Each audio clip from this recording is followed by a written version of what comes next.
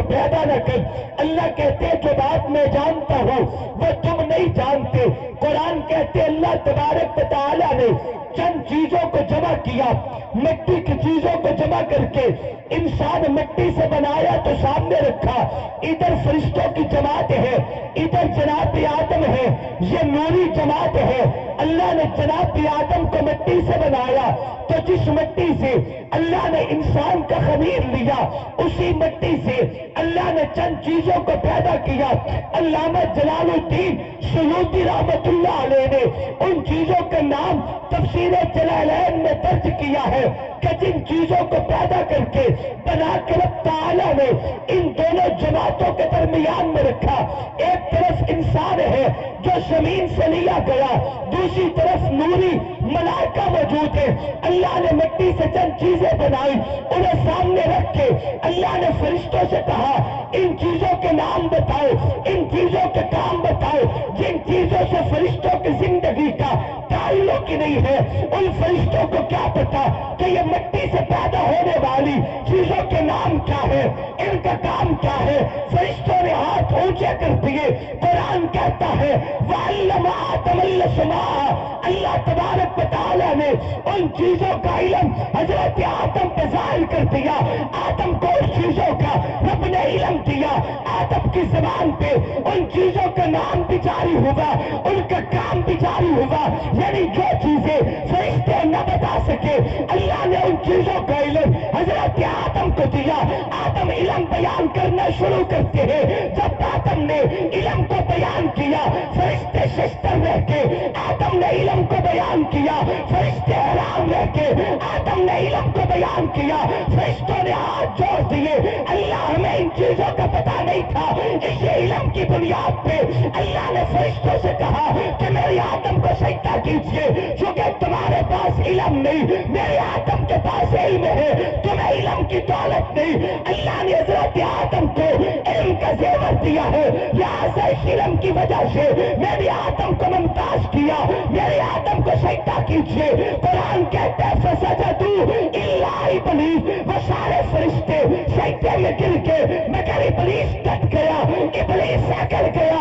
یاد رکھے بہادر پور کے روشن زمینوں، اس علم کی وجہ سے انسان کی عزت ہے، علم کی وجہ سے انسان کا مقام ہے، علم کی وجہ سے انسان کی بلندی ہے، علم کی وجہ سے انسان کی شان ہے۔ جن قوموں میں علم نہیں پایا جاتا وہ آدم کے دروازے پہ فرشتے جھکتے نظر آتے ہیں، اور جنہیں اللہ نے علم کی دولت سے بیڑا کر کیا ہے وہ زمین پہ بھی بلند ہے، اللہ نے انہیں جنت میں بھی بلند کر دیا۔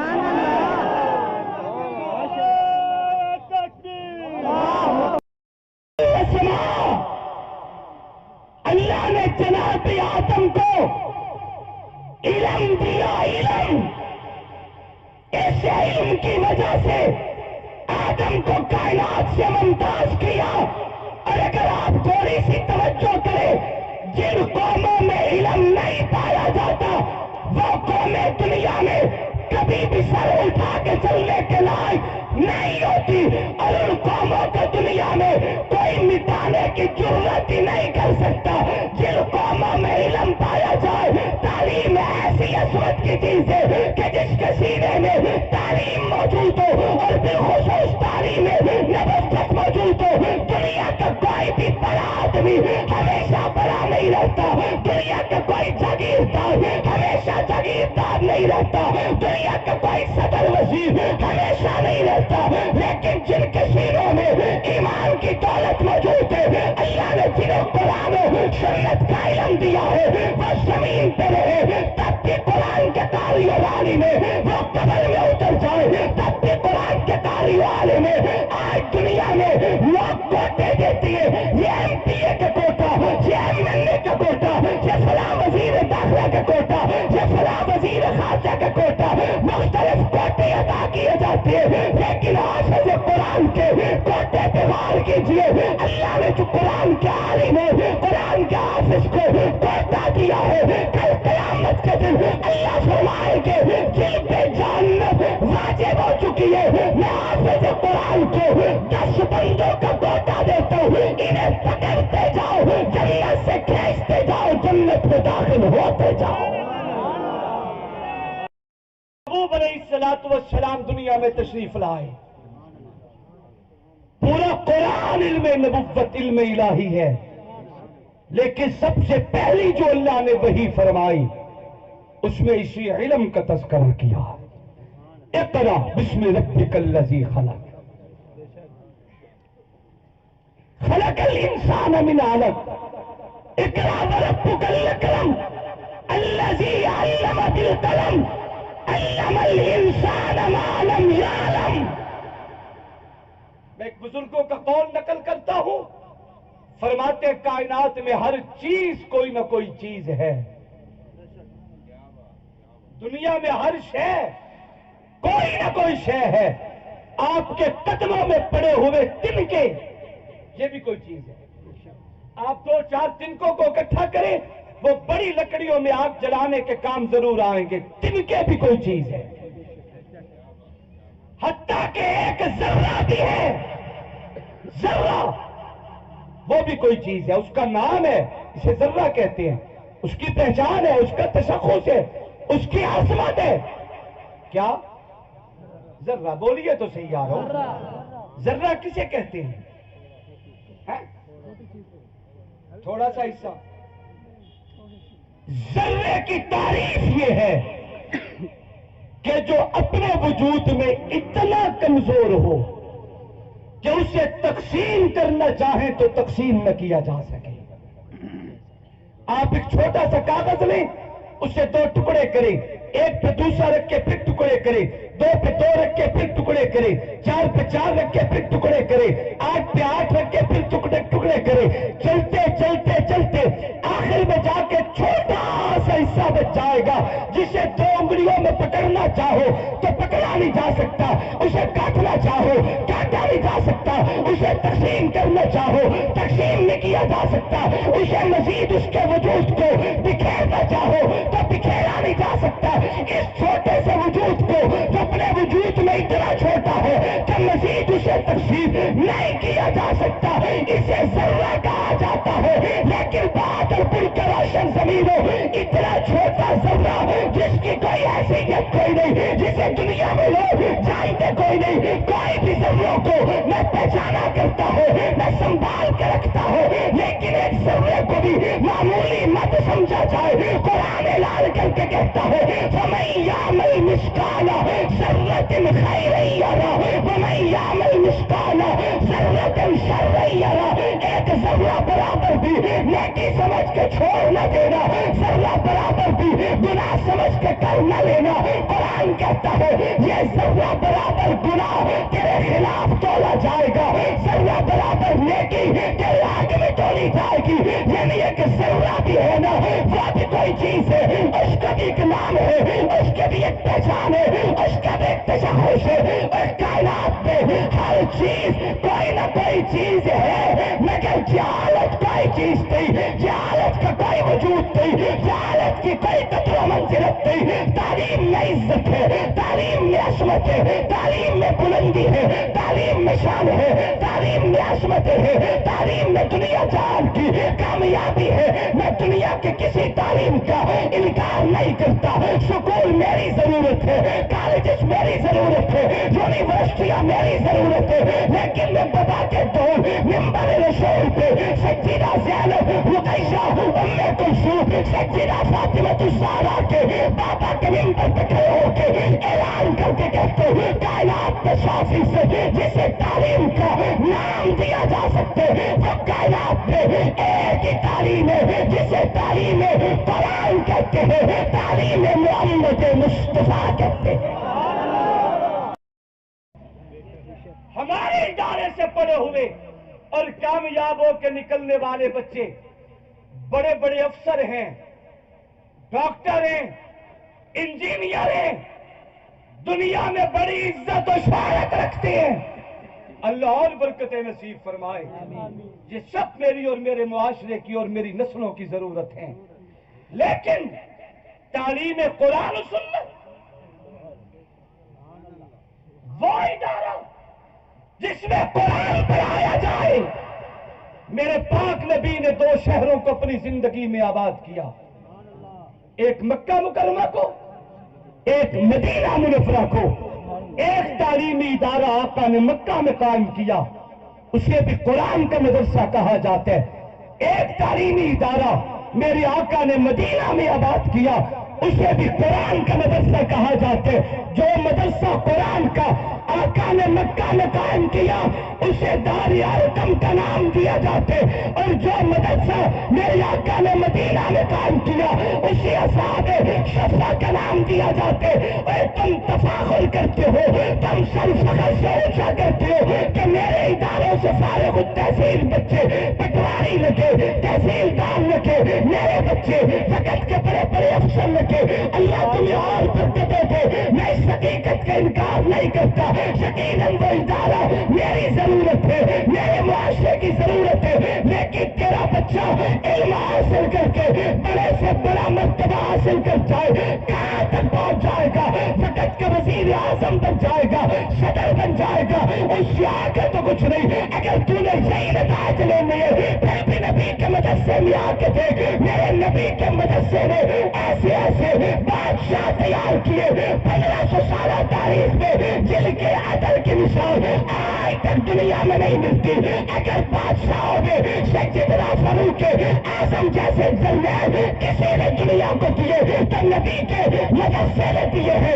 حیدر کرار جیسے، شیر خدا جیسے، جناب مولا علی مرتضیٰ جیسے، اگر وقت کے چیف جسٹس، وقت کے قاضی، وقت کے بہت بڑے امت کے جج اگر قوم کو کسی نے دیے ہیں تو وہ بھی نبی کے مدرسے نے دیے ہیں۔ اس سے آگے پوسٹ دکھا، پھر میں پیغمبر کے مدرسے سے تمہیں فارغ التحصیل دکھاتا ہوں۔ تو جہاں تک جانا چاہتا ہے وہاں چلا جا، تجھے ہر میدان کے غازی محمد کے مدرسے کے طلباء نظر آئے گے۔ ہمارے بزرگوں میں ایک بہت بڑے قلندر گزرے،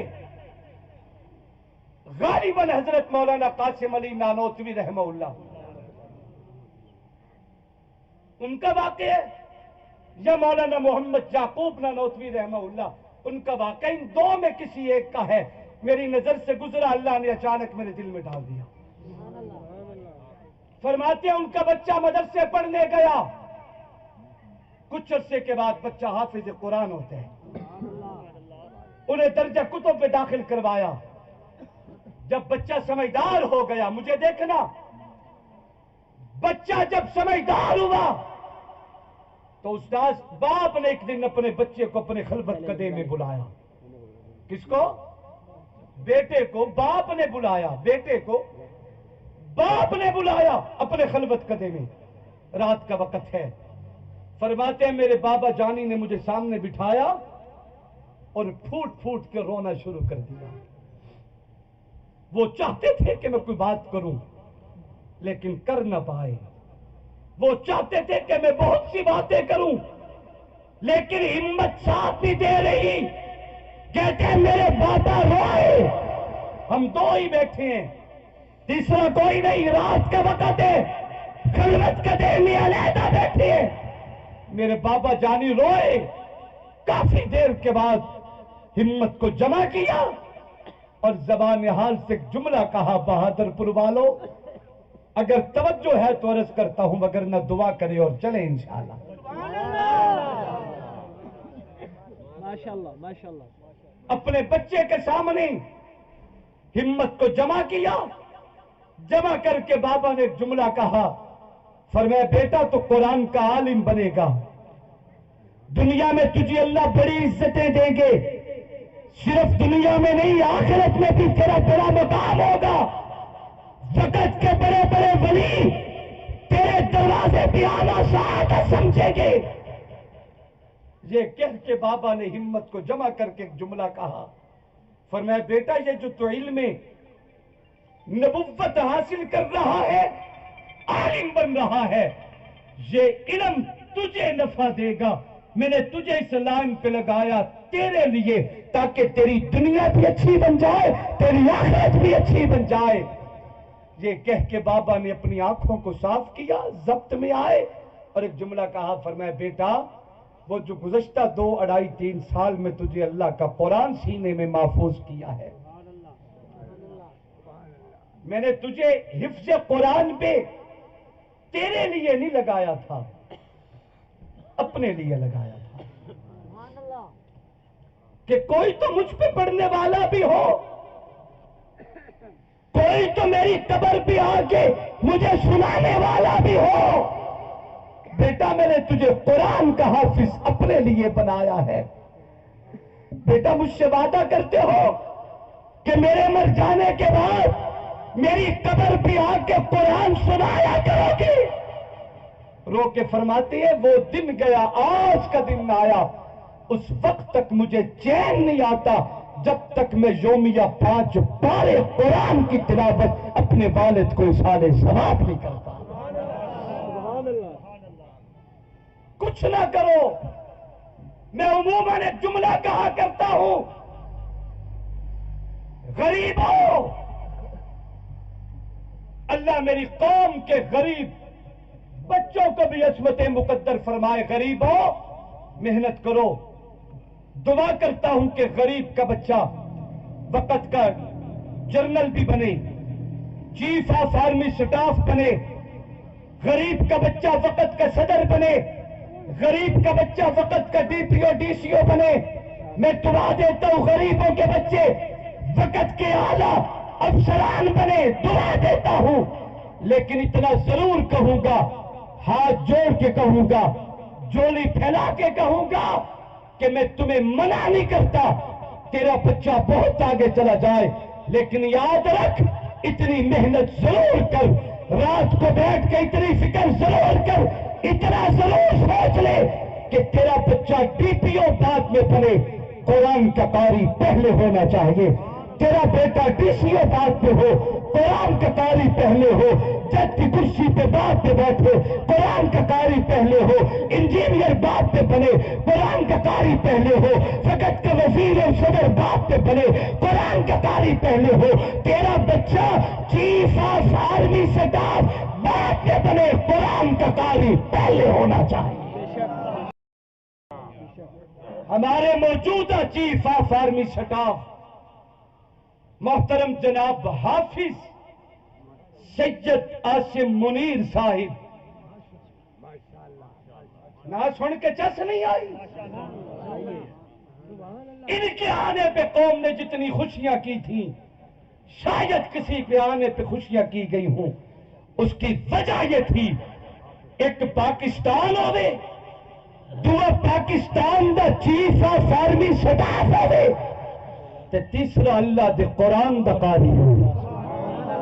سبحان اللہ, ذوق سے بولیے, ایسے نہیں, ذرا گرج کے بولیے.